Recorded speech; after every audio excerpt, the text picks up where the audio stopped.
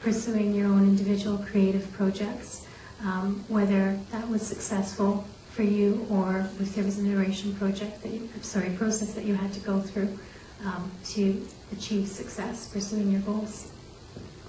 Shall I start? Okay. Before I started at Relic, that was a big challenge for me because I also was freelance, and so it was the balance of working on my own creative projects and making a living, because that's important. So I also did a lot of freelance writing jobs. Fundraising writing was my specialty, and worked with a lot of universities and hospitals, which it got me writing every day, no matter what.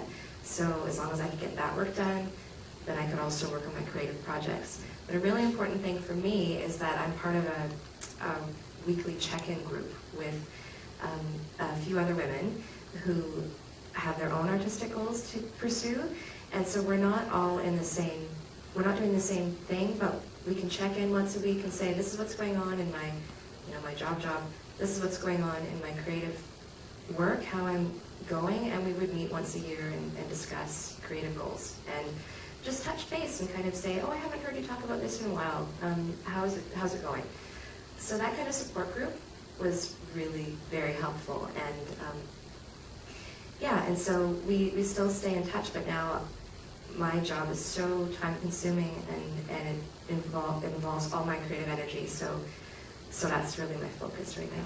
Jump in the net will appear, absolutely, and sort of live by it. But I also think that sometimes the net appears because you put it there in advance.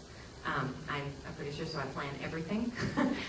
So there's always, if you are looking to do something full time or to translate something that you're doing and make it a full time thing, having a plan is absolutely key. Not only because it keeps you sort of accountable to yourself, but because sometimes you can't see that path until you put it on paper or into a spreadsheet. So I think it's the other really important thing that I've found is, you're talking about the power of Twitter and social networking. That networking is huge for me because it has allowed me to actually collaborate with people and to make connections with people that I wouldn't have had the opportunity to work with otherwise. So I value it a lot, surprisingly, because I thought it was ridiculous when it first came out. How do you go about things differently now with the current economic status? Because I'm sure it's very different from how you were doing business in 2003, 2004. Who wants to tackle that first? Well, I have almost purposely moved into an industry that is very strong because of the downturn in the economy. It's not creative in any way. It's very businessy.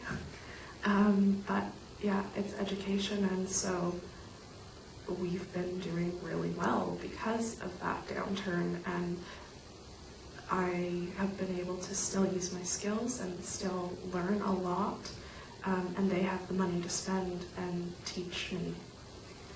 So that's kind of how I've adapted, and I've had to, otherwise I don't know what I would be doing right now. Fair enough, and education is counter-cyclical to the economy. It always has been. So that's one fantastic solution. Brenna, you were going to add something? Just that it's a difficult time for everybody, and I have a lot of friends who have lost their jobs this year, and it's really hard to see. It's hard to see when games get canceled or when studios are in trouble. But there is still work. And there are still a lot of opportunities. I think what you see changing a lot in terms of the way studios are working is they're leaner. You have people doing whatever it takes to get the job done. If that means you're a smaller studio and everyone is willing to wear different hats, that happens all the time. You also have people being more laid back. There used to be more, at least it seemed like there was more job security. People would take a position at a large studio and they'd feel like they were in it for a long period of time, and there was a lot of loyalty. And people are taking shorter contracts, and they're willing to take things for a shorter period of time, much more like the film industry, I think. And I think it's to all of our benefit because you learn things from different studios. Being independent for me is the best learning experience because I learn how different people work, and I can apply that the next places that I go. And I get to work with all kinds of amazing creative people, so it's exciting. but you have to be willing to embrace it and take some more risks in order to do that successfully. You need to get your ideas out there, and you need to be able to stand up for them. And you need to be able to also say, okay, I can see your point, let's make this work. But you have to stand up to people who've been in the industry for a long time and not feel like, oh, if they didn't like that idea, I must, just go away. No. You have to kind of get back in there, and it's like, okay, you don't like that, let's try this. And so that's been a huge skill that I've had to. It's a personal skill, not a job. So self-advocacy? Mm-hmm. Okay. Yeah, that's a good way to describe it.